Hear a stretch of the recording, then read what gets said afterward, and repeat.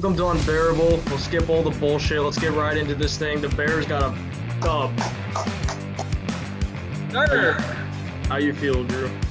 I feel fantastic. We both came into this game. We both picked the Buccaneers to win, and I could speak for both of us when I say we're pleasantly surprised with the way the Bears played today. We both picked the Bucs to win until about 5:30 when I changed my mind. I'm gonna plug that video. I'll give right you credit. Here. Yeah. I gotta change it. I just started feeling good about it. 31 miles from my current location right now, the Chicago Bears are warming up for Thursday Night Football. I don't know if any of you guys watched my podcast earlier, but I didn't pick the Bears. I picked the Bucs.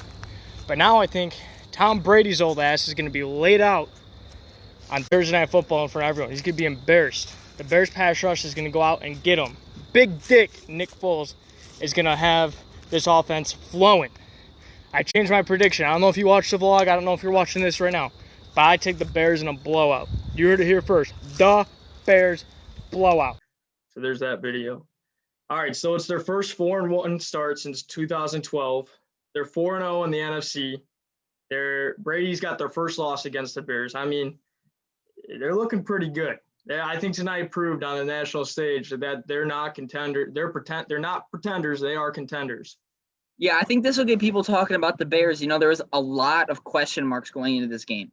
And don't get me wrong, the offense, did it look perfect? Absolutely not. We can go back to a couple key plays, in particular the throw Nick Foles missed Darnell Mooney early in the game when he had a touchdown. That broke my heart a little bit, but they were able to rebound very nicely. And at the end of the day, this is a win or lose league, and we were able to get the win, and that's really all that matters when it comes down to it.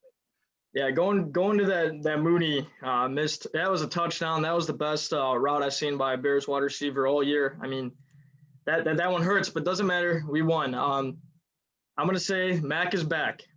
When Mac is back, that means the whole defense is back. This game felt like 2018. It felt like we were in the driver's seat for once. We can control our own fate, and it felt so good, especially to do it in the national stage, to stick it to everyone. I mean, tonight just feels really good. I'm happy we started this podcast at this time because, I mean, the Bears, they might have something going this season. Yeah, you know what this game really reminds me of? I know we got a lot more turnovers in the game I want to talk about, but in terms of showing what we could really do on a national stage, this game really reminds me of when we beat the Rams back in 2018. The Rams had a lot of hype going into the game. They were a high-powered offense, and we came in and more or less shut them down and got the win. And I like what you talked about when you brought up Mac, because I really feel like not only was he the best player on the field today, but he more or less took over this game and said, I'm not going to allow us to lose. I'm going to show everyone that I'm still one of, if not the best, defensive players in the league, and he definitely did that tonight. Yeah, Dwight Freeney once told Pat McAfee, and Pat McAfee once told me through his podcast, when the lights come on, the stars come out, and that was definitely the case tonight with Khalil Mack. All right, you want to talk about the defense? Should we start with the Bears defense? Yeah, I think that would be a good point because I think they really secured the win. First of all, I got to give the Bears defense a lot of credit. Obviously, coming into this game, the Buccaneers were injured at the wide receiver position, which is something we talked about. But at the end of the day, you can only cover the guys that are out there. And sure, Mike Evans scored, but, I mean, Scotty Miller had no catches. Nothing. Rob Gronkowski, he made a couple big plays, but at the end of the day, it didn't hurt us.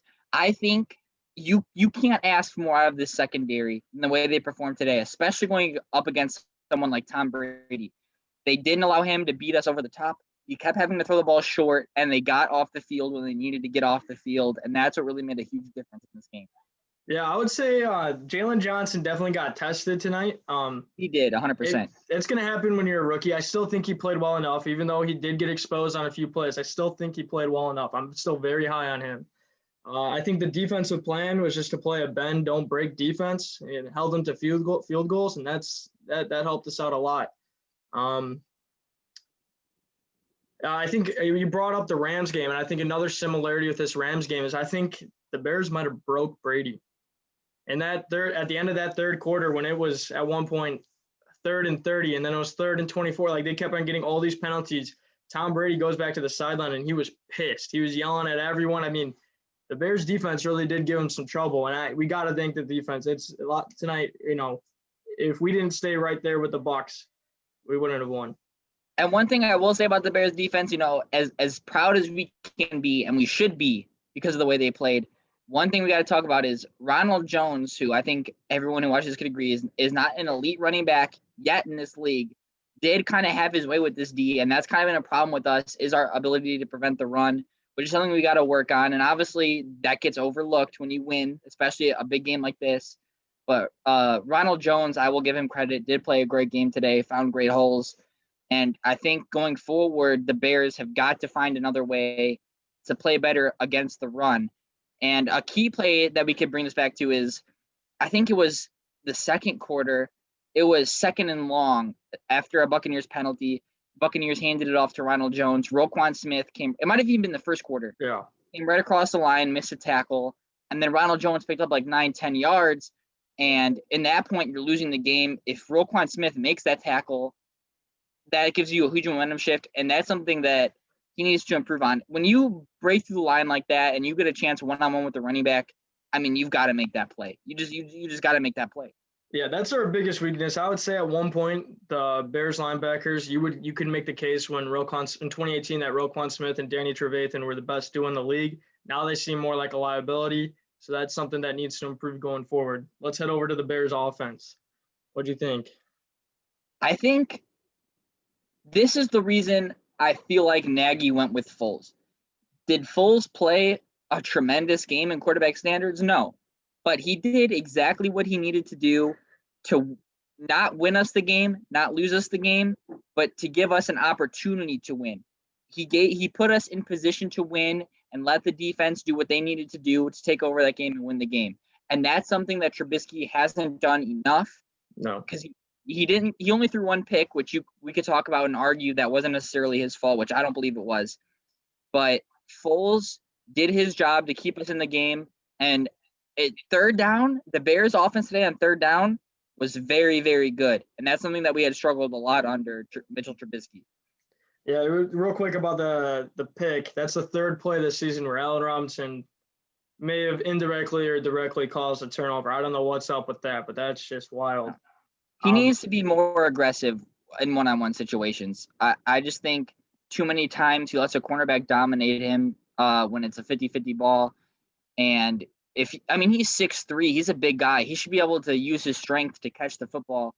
And that's something that he hasn't done enough of this year and that he needs to improve on if he wants the money that he's asking for. Another thing is when you look at Ronald Jones, it seems like every single play, Ronald Jones was at least getting 5 yards when he rushed the ball. And the Bears' rush defense was not great tonight by any means. But then you got David Montgomery out there, and every single time he rushes it, he gets a yard. I mean, something needs to be fixed with that. The Bears' rushing attack needs to be a lot better. I agree, but I think we could both agree that last year, at the end of the year, I wasn't very high on David Montgomery, at least me personally. I was thinking he's not a lead back. He can't carry a backfield.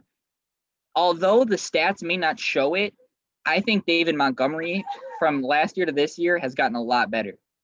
Yeah, I would agree. I liked what I see out of him a lot. I mean, didn't have a great run game, but he's got a couple great passes. That pass he got in the fourth quarter in the last drive to get them in the field goal range. I mean, that was huge. He had a good fantasy game. I started him tonight, so I know that for a fact. That was a good play. Another player, just real quick, I want to highlight. This is one of your guys. Well, two of your guys I want to highlight. Number one, Jimmy Graham. Definitely worth the money. We can end that conversation right now. That one-handed touchdown grab, unreal. I mean, Jimmy Graham is looking like he was playing when he played in New Orleans.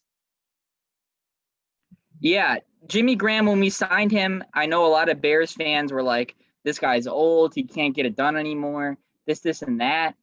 But I was one of the few, I feel like, it seems like few at least, Bears fans saying, I don't think you guys understand. Like, Jimmy Graham is an elite tight end. Yeah, he's getting older, but if you're 6'7", and you're as quick as Jimmy Graham is for his size, there's just certain things you're not going to be able to defend. And although it was good coverage on his touchdown, he made just a great catch. I think the best play a Bears pass catcher has made all year, in my opinion, with one hand in the back of the end zone to snag the ball. And those are the type of plays that when you sign Jimmy Graham to the deal you signed him to, that you need him to make, and he came through for us today in a big way. Another guy I wanted to highlight, one of your guys, Cordero Patterson. seemed like no matter what he did, if it was on kickoff returns, if it was rushing the ball, catching the ball, he looked really good. He looked like he wanted to make some noise tonight. I know it's another one of your guys. Yeah, Cordell Patterson is someone I'm really high on. I don't like him getting used as a running back sometimes. Yeah, I don't like the screen plays. There's too many screen plays for him, and they never work out. Never. If they're going to use him in the offense, I feel like he should just be a deep threat. Not saying he's as skilled as this player, but in a similar way to the way the Seattle Seahawks use DK Metcalf, where it's just like, hey, if you're going to throw the ball deep, let him run on a deep route. He's got excellent speed, and see if he could burn somebody. But in terms of kickoff return, I don't think there's anyone better in the league than him in terms of returning kicks, because it seems like every time he touches the ball on a kick return, he gets us across the 25, if not across the 30. Yeah. And that's just something that may go under notice in terms of the stat book, but when the Bears offense isn't, the best, that really helps us out. All right. Well, the Bears are 4-1. You got to be really happy with that. They got a couple easy games left on the schedule. And tonight, a lot of people are calling Tampa Bay a true competitor. So if you can do that to Tom Brady and Tampa Bay, I think you can compete with anyone. What are your expectations for this team? They're a lot higher now than they were before this game, which sometimes leads you to disappointment, but I think it's a good thing. When you're a fan of a football team, we went through the Bears rebuild, right? When we knew they weren't going to be very good. And that's not any fun, where it's like, if they win 6-7 games, I'll be happy. That's no fun. When you're rooting for a football team, you want them to be contenders. You want them to think, yeah, we can go into the playoffs and make some noise. We're 4-1 right now.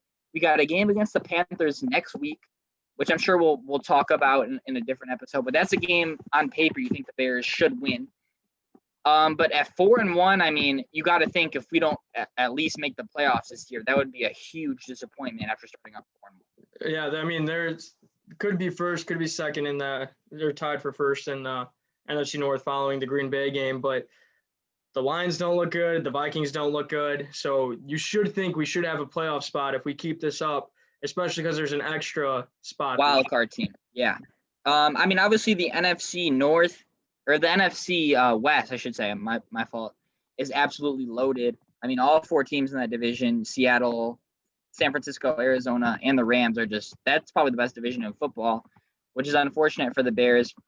But, in one game, if you give us one game to be any of those teams, right now I'm at the point with the Bears where I think on any given Sunday, or maybe in this case Thursday, we could beat any team in the league outside of maybe Kansas City. And when you have that type of confidence in your team, who knows what they could do? This could be a special team, especially if Foles could play the way he played today consistently. All right. Anything else you want to add before we get out of here? I think we touched about just about everything. But one thing I do want to say before we leave is, and one thing I want to make a note going forward for maybe a thing to remember is if the Bears can get a consistent run game going, and I know a lot of people in the mainstream NFL media may still be kind of sleeping on us because they don't believe in our offense. If the Bears can get David Montgomery to just be decent, maybe 75, 80 yards a game, I don't think this team has a ceiling with the way this defense should be juiced up after this game. Yeah. And I think that is a huge, huge positive going forward for us. Yeah, I liked what I seen a lot of tonight. It seemed like the Bears were in the driver's seat. They started off a little shaky, but then momentum came their way, and they kept in control. The game was in their fate the whole time. One more thing I want to say, I thought it was kind of funny that it came down to a field goal. I thought that was so perfect for what this team is. But yeah, of course, it was a field goal. My heart was in my throat, but luckily, Cairo Santos, he got the job done.